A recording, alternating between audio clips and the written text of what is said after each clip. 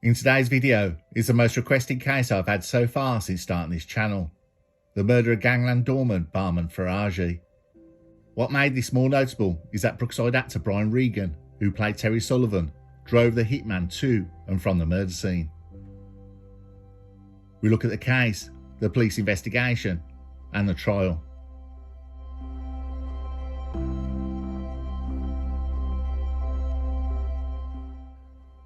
We go to Liverpool in 2001. 44-year-old barman Faraji had arrived in England from Iran seeking asylum. Over the next decade, Faraji went to work as a doorman. He met his partner, and together they had a son. Faraji was a formidable figure physically. He went straight to work robbing criminals, and of course, they can't go to the police. Faraji seen them as easy prey. It was said by underworld contacts he extorted money from businesses for protection, taxed dealers for their illegal wares or profits, and had fallen out with some of the city's more notorious underworld elements.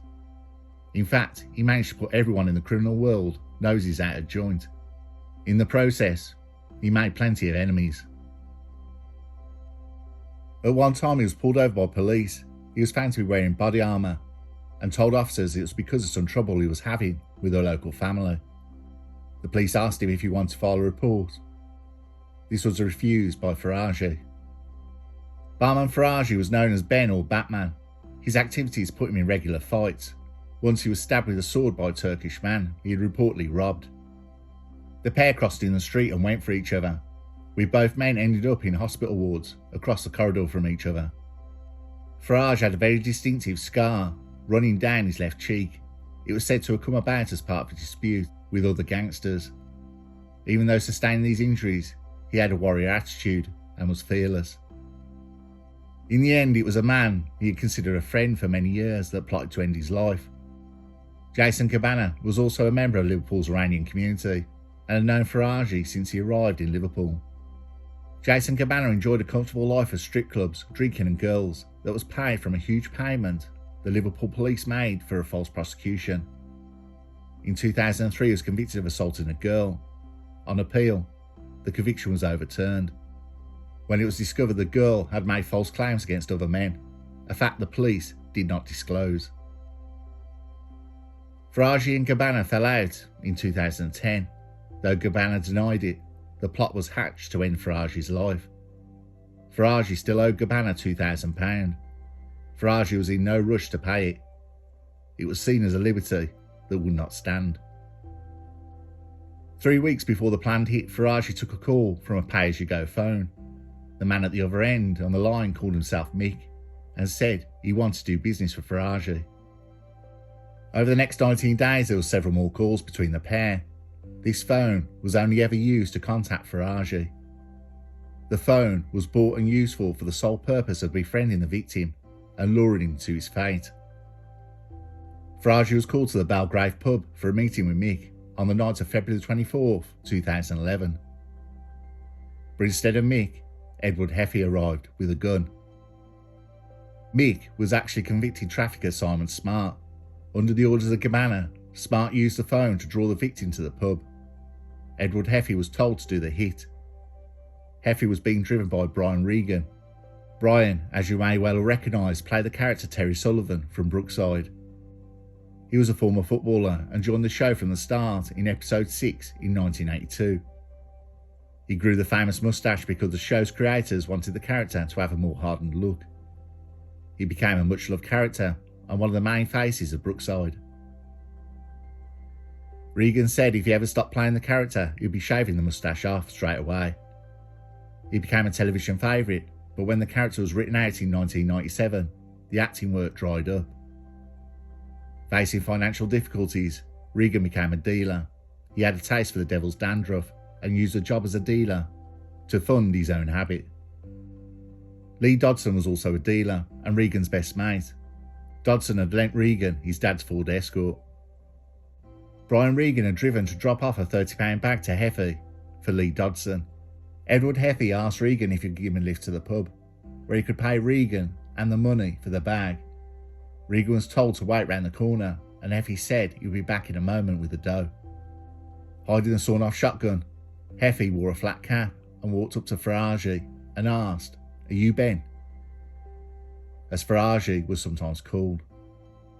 When Faraji nodded, Heffy lifted the gun and blasted Faraji in the face at point-blank range. Heffy calmly walked away and rang Smart to tell him the job was done. Smart then relayed the message to Gabbana, who was at home watching a soccer game on the TV and surfing the internet. Several minutes later, Heffy came back to the Ford Escort and Regan drove Heffy away from the pub back to Heffy's home. Back at the Belgrave pub, barman Faraji lay dead. Police arrived at the scene. There was plenty of people at the pub. Police only had a couple of witnesses, but no leads. And as police would find out, barman Faraji had plenty of enemies in the criminal underworld.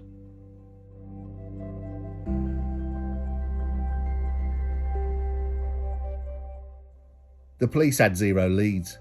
They had all the hallmarks of a gangland hit.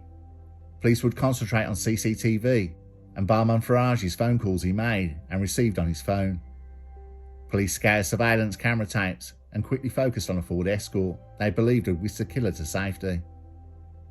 In less than 24 hours, they located the car.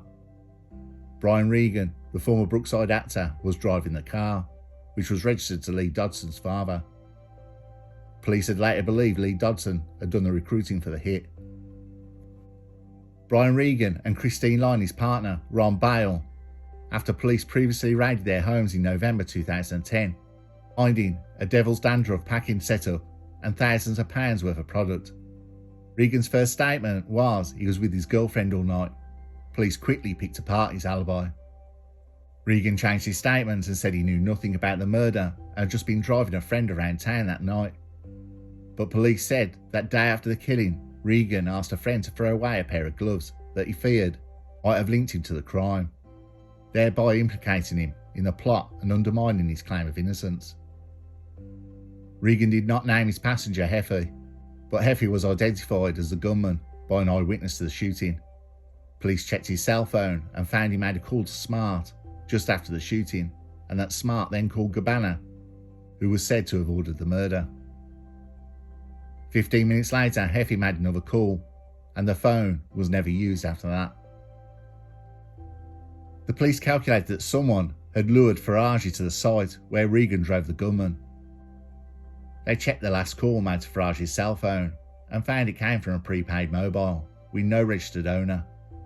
The phone had been activated only 3 weeks before the killing and had been used only to telephone the victim. It was not used after the murder, a tactic used by professional criminals that was called by police the murder phone.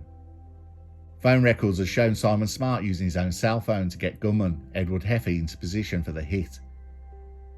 Simon Swift, Brian Regan, Lee Dodson were remanded into custody for murder. Brian Regan received extra charges for perverting the course of justice and supplying Class A. Jason Gabbana was arrested for murder. He was also remanded to custody. Christine Lyne, Regan's girlfriend, initially provided a false alibi, saying she was with him all night. Police managed to prove it was all lies, and she was also arrested in connection with Regan for perverting the course of justice.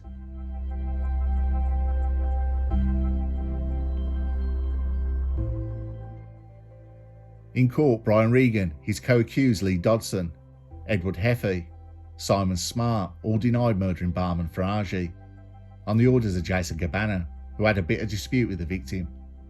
Brian Regan said he became addicted to a toot while working on Brookside. Eventually he got hold of him and he was constantly taking it. Brian Regan claimed he met dealer Lee Dodson almost 20 years ago and started assisting him with deliveries to feed his own habit. The court heard that on February 24th, the day of the murder, Brian Regan was ferrying product to Edward Heffy, a regular client of Dodson, when Heffy asked him for a lift. Regan said Edward Heffy wanted to meet someone who owed him money so that he could give the money that he owed to Lee Dodson for the product. During the trip, I know we received some calls, but I wasn't really paying attention. I was concentrating on the driving. Eddie got out the car and said he'd be back in a minute. He walked towards the back of the car and disappeared. I didn't see a gun. I had a line while I waited in the car, and then he returned after about 3 or 4 minutes. There was absolutely nothing different about him. He wasn't covered in blood. He didn't have a gun. He didn't seem anxious or flustered. He asked me to drop him home, and I did. Regan said about Christine lying, I was asking her to lie for me. She could see I was scared, upset and worried. Brian Regan agreed that the story would give him a complete alibi for the murder timeline. He told the court that he knew nothing about the shooting, but admitted that he'd been involved in delivering product. Regan claimed he was too scared to go back to his flat after the shooting. The court heard that Brian Regan told the police he feared he'd be shot if he told them anything or named Heffy as the man who'd been in his car on the night of the murder. I was scared that something would happen if he knew I'd given his name. Regan admitted his first statement to police was pretty much a pack of lies. The phone police said was only ever used to contact Faraji. They termed it the murder phone, bought and used for the sole purpose of befriending the victim and luring him to his fate. The shooting was planned and carried out by men acting on the orders of Gabbana. Mr. Faraji was shot on the instructions of Jason Gabbana. The allegation is not that Mr. Gabbana was the gunman or was present at the shooting, but that he got others to carry out the shooting for him.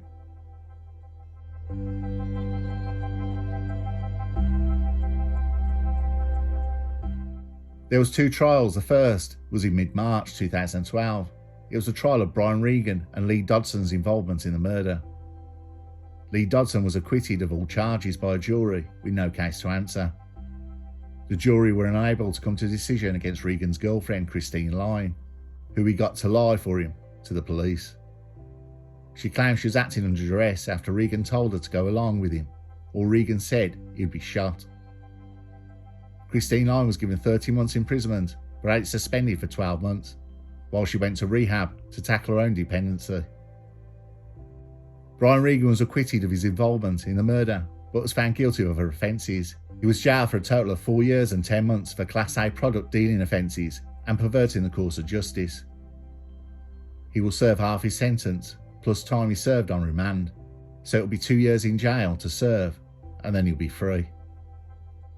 At Liverpool Crown Court on Monday the 26th March 2012, gunman Edward Heffy, 41 years old, was jailed for a minimum of 35 years, and Jason Gabbana, 29 years old, who ordered the shooting, was ordered to serve at least 33 years.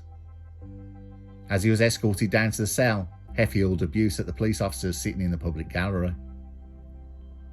Simon Smart, 33 years old, who arranged for Mr. Faraji to be at the scene, received a minimum term of 31 years.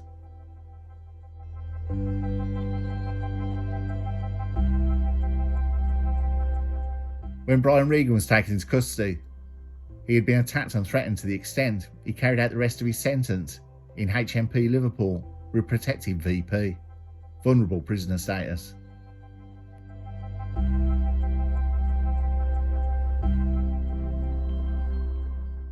This I had loads of requests for all of a sudden, featuring a highlight of Brian Regan and the crime in a tabloid newspaper, and being a big Brookside fan, I dropped everything as soon as I was asked.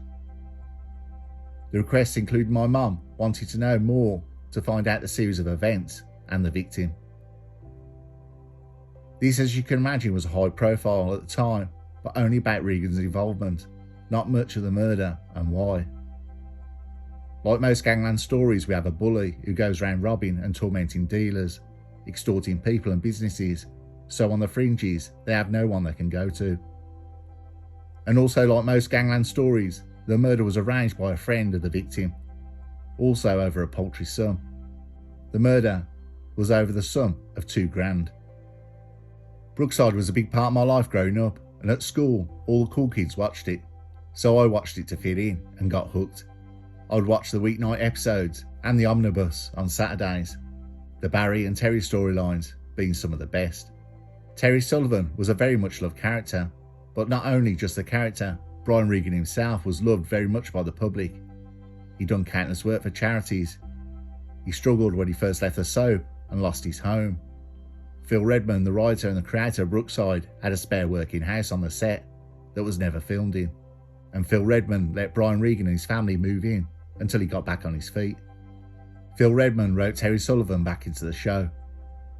Terry Sullivan's perm and moustache that made Terry famous. The perm and moustache would be used by Harry Enfield for the comedy sketch The Scousers. with Everton and Liverpool fans, Gary, Barry and Terry, constantly getting into arguments, with one calming the situation only for the other to start another argument. I have huge love for Brookside and nothing has surpassed it, which kind of made it sad that one of my favourite characters had developed a taste. He has since starred in Jimmy McGovern's TV series drama, Moving On. Sometimes you can have a character that great, that big, they'll never fit another role. Regan is a great actor. We need him on the screens again.